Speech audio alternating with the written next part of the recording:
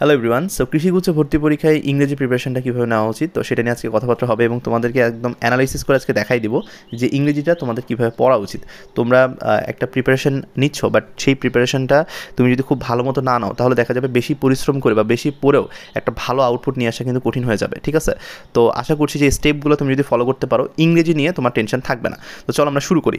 আচ্ছা, দুইটা গ্রুপের পাবলিক এখন বর্তমানে এক্সিস্ট করে। একটা হলো ইংরেজি একদম পারি না, অর্থাৎ তুমি হয়তো বা জিএসটিতে বাংলা দেখাইছো বা ম্যাথ দেখাইছো, তুমি ইংরেজি থেকে অনেক দূরে বা তোমার ইংরেজি একদমই পোষায় না, তোমার ভালো লাগে না, তো তুমি এখন টেনশনে আছো যে ইংরেজি যে আসবে এগ্রিতে 10 মার্ক, তো এই 10 মার্ক আমি কেমনে ফেস করবো। আরেকটা গ্রুপ আছে যে ইংরেজি পারে, এটা ইংরেজি মুভিও দেখে, বাট প্রবলেম হচ্ছে প্র্যাকটিস নাই, অনেকদিন ধরে তুমি হয়তো প্র্যাকটিস করো না। আর সব থেকে বড় কথা হচ্ছে ইংরেজি প্র্যাকটিস না করলে কিন্তু কোনোভাবেই তুমি যত বড় পণ্ডিত হও, যে রুলস তুমি পরে ফাটাই ফেলতেছো, বাট তুমি যখন প্র্যাকটিস করবা না তোমার কিন্তু ইংরেজিতে ওই যখনই দাগাবা তখন দেখবে যে কনফিউশন ক্রিয়েট হয়ে যাবে। ঠিক আছে, আরেকটা কথা হচ্ছে যে কীভাবে পড়বো বুঝতেছি না, এই পয়েন্টটা কিন্তু খুব ইম্পর্টেন্ট, কারণ এগ্রির প্রিপারেশনটা কিন্তু অন্যান্য ইউনিভার্সিটির সাথে মিলাইলে হবে না। তুমি যদি এখন ঢাকা ইউনিভার্সিটির বি ইউনিট বা হচ্ছে যেটাকে আমরা ডি ইউনিট বলি, সেটার সাথে তুমি যদি কম্পেয়ার করো যে ওই ইংরেজির সাথে আমি এই ইংরেজি মিলাচ্ছি, তাহলে কিন্তু প্রবলেম। কারণ এগ্রিতে কিছু স্পেসিফিক জায়গা থেকে প্রশ্ন আসে। তো আমরা যদি একটু দেখি যে বিগত বছরগুলোতে এগ্রির প্রশ্ন যদি আমরা একদম সাধারণভাবে বিশ্লেষণ করি, কিছু কিছু টপিক থাকবে, হ্যাঁ, যে টপিকগুলো থেকে প্রত্যেক বছর কোশ্চেন হয় না, বাট ওগুলো হচ্ছে এগ্রি তুলে দেয়। যেমন ধরো কথার কথা সিলেট এর আগের বছর কোশ্চেন করেছে 2023-এ। তো তাদের যেটা স্ট্র্যাটেজি ছিল যে তারা হচ্ছে অ্যানালজি থেকে প্রশ্ন করে, তো অ্যানালজি থেকে প্রশ্ন এগ্রিতে সাধারণত আসে না, কিন্তু সিলেট যেহেতু দায়িত্ব ছিল তারা কিন্তু অ্যানালজি থেকে কোশ্চেন দিয়েছে। এবং মজার ব্যাপার হচ্ছে তুমি যদি সিলেটের কোশ্চেন যদি দেখো, সিলেট এগ্রিকালচার ইউনিভার্সিটির কোশ্চেন যদি দেখো বিগত বছরের, ওরা যখন একা পরীক্ষা নিত তখন কিন্তু তারা অ্যানালজি থেকে প্রশ্ন করতো, কিন্তু শেরে বাংলা বলো, বাকৃবি বলো, এরা কিন্তু এই টাইপগুলো থেকে কোশ্চেন করে না। তো এবছর কে কোশ্চেনের দায়িত্বে আছে? এবছর আছে সিবাসু, অর্থাৎ চট্টগ্রাম। তো চট্টগ্রামের কিন্তু নিজস্ব কিছু প্যাটার্ন থাকবে, কিন্তু আমরা যদি এগ্রির কোশ্চেন অ্যানালাইসিস দেখি তাহলে দেখবো কিছু টপিক আছে যেগুলো খুবই কমন। কীরকম? যেমন ধরো এখানে রাইট ফর্ম আর ভার্ব থেকে তারা কোশ্চেন দেয়, সেন্টেন্স থেকে তারা কোশ্চেন দেয়, প্রিপোজিশন থেকে তারা কোশ্চেন দিবেই এবং এবছর আসবে, এটা তুমি মিলায় নিও। ন্যারেশন থেকে তারা কোশ্চেন দেয়, এরপর ভয়েস চেঞ্জ থেকে তারা কোশ্চেন দেয়, স্পেলিং থেকে তারা কোশ্চেন দেয়, সাবজেক্ট ভার্ব এগ্রিমেন্ট অর্থাৎ মেডিকেলের মতো এগ্রিতেও কিন্তু এই জায়গাগুলো থেকে কোশ্চেন আসে। সিনোনিম অ্যান্টোনিম এই জায়গাটা তো আমাদেরকে পড়তেই হবে। সিনোনিম অ্যান্টোনিম দেখা যাচ্ছে একের অধিকও আসতে পারে, দুইটাও আসতে পারে। এবং প্রোভার্ব এবং ট্রান্সলেশন এগুলো কিন্তু আগে মেডিকেলে আসতো, বাট এগুলো কিন্তু এগ্রির জন্য ইম্পর্টেন্ট। ঠিক আছে, তো এই যে টপিকগুলো তোমাদেরকে দেখালাম, এই টপিকগুলো সামান্য, যেগুলো থেকে বিগত বছরের কোশ্চেন আসছে, কিন্তু আমরা অ্যানালাইসিস করে যেটা দেখেছি যে 12টা টপিক এরকম আছে যে টপিকগুলা সুপার ইম্পর্টেন্ট এবং এর সাথে আরও কিছু 6টা সাব টপিক আছে যেগুলো তোমাকে হচ্ছে পড়তে হবে। তো এই 2 মাস তুমি যদি এই 18টা টপিক শেষ করতে পারো তাহলে ইনশাল্লাহ তোমার কৃষিগুচ্ছের জন্য আর কিছু লাগতেছে না। তো এগুলো আমরা হচ্ছে গ্র্যাজুয়াল হচ্ছে আপডেট করে দিব আমাদের এক্সাম ব্যাচের ওয়েবসাইটে, তোমরা সবগুলোই পেয়ে যাবা এবং সাজেশনও তোমরা হচ্ছে ইংলিশের জন্য যে সাজেশনগুলো রয়েছে সেখানেও তোমরা পেয়ে যাবা। তো এখন ঘটনা হচ্ছে তাহলে ভাইয়া প্রিপারেশনটা আমরা কীভাবে নিব, মানে আমি যে পড়বো, আমি যে প্র্যাকটিস করবো, সেই মেথডটা কি? সবাই তো শুধু বলে ভাই কোশ্চেন প্র্যাকটিস কর, বিগত বছরের প্রশ্ন পড়, আসলে পড়ার সিস্টেমটা কি? তো সেটা একটু তোমাদের সাথে আলোচনা করবো যাতে তোমাদের জন্য বুঝতে সুবিধা হয়। ধরো কথার কথা তুমি হচ্ছে আজকে একটা টপিক নিলা, তুমি কোথাও ভর্তি আসো বা ভর্তি নাই, কোনো সমস্যা নেই। তুমি যদি আমাদের এক্সাম ব্যাচে ভর্তি থাকো দেখবা যে ওখানে সুন্দর মতো রুটিন করে দেওয়া আছে, অ্যান্ড রুটিনে তোমার টপিকগুলো দিয়ে দেওয়া থাকবে যে এই টপিকের উপর এই দিন এক্সাম। তো তুমি যেটা করবা সেটা হচ্ছে যে ওই দিন ধরো ওই টপিক খুললা, বা ধরো তুমি এক্সাম ব্যাচে ভর্তি নাই, তুমি ওই টপিকটা পড়বা। তো তুমি কী করবা, যে ধরো নাউন পড়তেছো, এখন নাউন পড়ার সময় তোমাকে মাথায় রাখতে হবে যে আমার যে কোনো একটা ভালো একটা বই লাগবে। এখন এই বইয়ের ক্ষেত্রে আমি চিন্তা করতে পারি মেডিকেল অ্যাডমিশন টেস্ট যদি আমি দিয়ে থাকি, আমার মেডিকেলের জন্য যে বই ছিল ওইটাই হবে, অথবা কেউ যদি অ্যাপেক্স পড়ে থাকো তাহলে ওটাই হবে। আবার কেউ যদি মনে করো যে আমি মাস্টার পড়বো, সমস্যা নেই, ওইটাও হবে। বা তুমি জয়কলি পড়তে পারো, যে কোনো একটা বই তুমি রাখতে পারো। অথবা আমাদের এক্সাম ব্যাচে দেখবা তোমাদের বইও কেনা লাগবে না, আমাদের ওখানে প্র্যাকটিস বুক দেওয়া আছে, ওইটার মধ্যেও কিন্তু সব কিছু আছে, ওটা অনেক বড়। তো তোমরা যদি ওয়েবসাইটের মধ্যে ঢোকো আমাদের এক্সাম ব্যাচে, তো সেখানে দেখবা যে সুন্দর মতো দেওয়া আছে, ওখান থেকে জাস্ট ডাউনলোড করে তুমি হচ্ছে পিডিএফ আকারে পড়তে পারো, কোনো প্রবলেম নাই। তো যে কোনো একটা বই তোমাকে নিতে হবে। নেওয়ার পর তুমি যেটা করবা যে একটা টপিক ধরো তুমি পড়তেছো, এখন আমি তোমাদেরকে উদাহরণ দেওয়ার জন্য এটা বলতেছি। ধরো তুমি কথার কথা হচ্ছে নাউন পড়তেছো, এখন এই নাউন টপিকটা পড়ার সময়ে তুমি দেখবা যে অনেক হাজার এমসিকিউ, মিনিমাম তো তুমি 300 থেকে 350 মতো এমসিকিউ পাবা, যদি একটু বই একটু ভালো হয় তাহলে কিন্তু এরকম এমসিকিউ পাবা।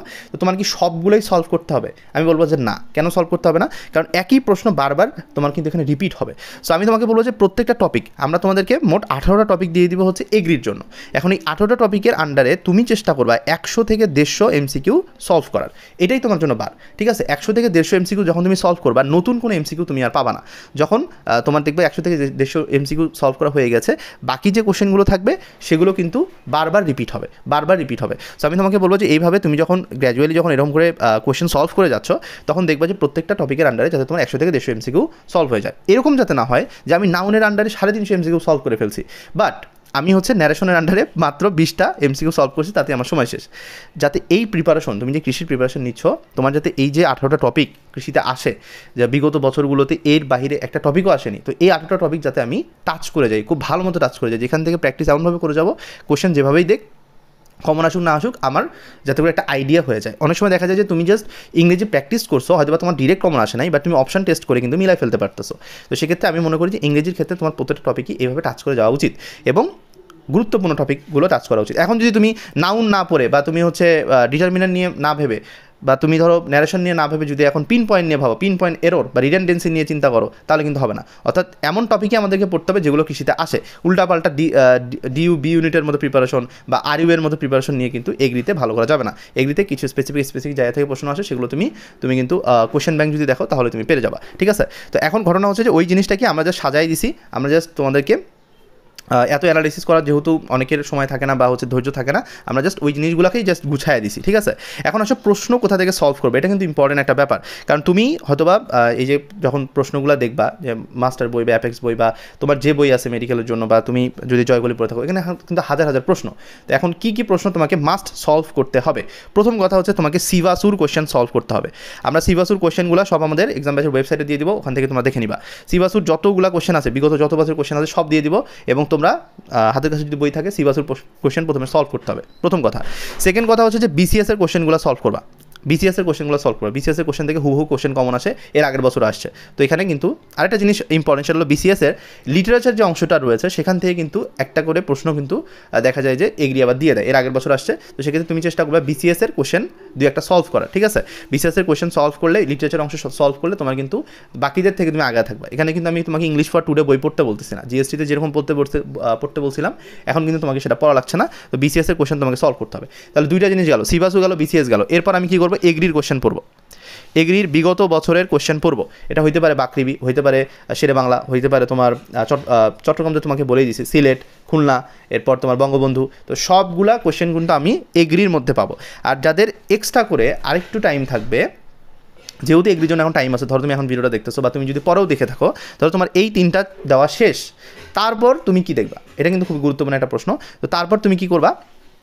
তুমি চাইলে আরইউ এবং সিইউ এর কোশ্চেন দেখতে পারো। ডিউ এর কোশ্চেন দেখা আমি সাজেস্ট করি না। এবং আরেকটা ইম্পর্টেন্ট জিনিস, সেটা হলো মেডিকেলের সাথে এগ্রির কিন্তু মিল আছে।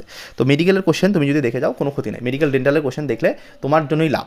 মেডিকেল ডেন্টালের কোশ্চেন থেকে কিন্তু দেখা যায় ওই প্যাটার্নের কিছু কোশ্চেন দিয়ে দেয়। কারণ মেডিকেলে খুব একটা যে ইংলিশ প্রশ্ন কঠিন হয় এরকম না, বাট তোমার এগ্রিতেও কিন্তু কোশ্চেন কঠিন হয় না। যে ব্যক্তিটা ইংলিশে খুবই দুর্বল, জাস্ট শুধুমাত্র কিছু টপিকের উপরে সে হয়তো বা প্র্যাকটিস করে গেছে, ও কিন্তু 5 থেকে 6 নাম্বার ইজিলি কমন পাবে। হয়তো বা সে পুরোপুরি কমন পাবে না, এটা সত্য কথা, বাট 5 থেকে 6 নাম্বার কিন্তু সে কারেক্ট করার মতো একটা অ্যাবিলিটি তার তৈরি হবে। তো এগ্রির প্রিপারেশন খুব হাই ভোল্টেজ এরকম না, বাট তুমি যদি সিভাসুর সাথে বিসিএস এবং এগ্রির কোশ্চেনটা কমপ্লিট করে ফেলো, তারপর তুমি কিন্তু আরইউ, সিইউ এবং মেডিকেলের কোশ্চেন তুমি করতে পারো, ঠিক আছে? এটা তোমার জন্য পরবর্তী অপশন, যে এগুলো আমি করে দেন আমার টাইম থাকলে আমি এগুলো করবো।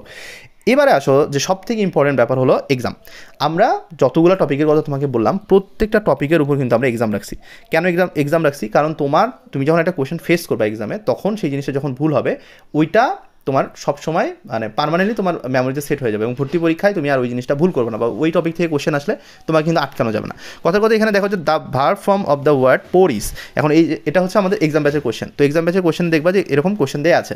ধরো কথার কথা তুমি এখানে বুঝতেছো যে তোমার হচ্ছে, তুমি ধরো ডি দাগাইলা, এখন ডি দাগায়া তোমার হচ্ছে ভুল হইলো। তো তুমি এই জিনিসটা বই থেকে দেখতে পারো। তো দেখো যে এখানে লেখা আছে যে পোর, এটা হলো অ্যাডজেক্টিভ, এটার যে ভার্ব ফর্ম আছে সেটা কিন্তু এখানে দেওয়া আছে। তো তুমি যখনই একটা প্রশ্ন ভুল করতেছো এক্সামে, সেটা কিন্তু তুমি আবার ওটা দাগায় রাখতেছো, বা ওই টপিকে গিয়ে তুমি বইয়ে সুন্দর মতো ওটা দাগায় রাখবা, যাতে পরবর্তীতে যখন তুমি রিভিশন দিবা তোমার টাইম যাতে কম লাগে, এবং তুমি বুঝতে পারবা যে আচ্ছা এই জায়গাটা আমি ভুল করছিলাম। এবং ভর্তি পরীক্ষায় মজার একটা ব্যাপার দেখবা যে ওই টপিকটা থেকে যখন কোশ্চেন আসবে, তোমার কিন্তু ভুল হওয়ার চান্স কমে যাবে, বা তুমি অপশন টেস্ট করেও সঠিক উত্তরটা দাগায় ফেলতে পারবা। তো আমি যেটা মনে করি যে এখন তোমাকে প্রত্যেকটা টপিকের উপর এক্সাম দিতে হবে এবং আমরা তোমাদের প্রত্যেকটা টপিকের উপর এক্সাম নিব এবং অলরেডি এক্সাম চলতেছে, তোমরা রুটিন অলরেডি পেয়ে গেছো।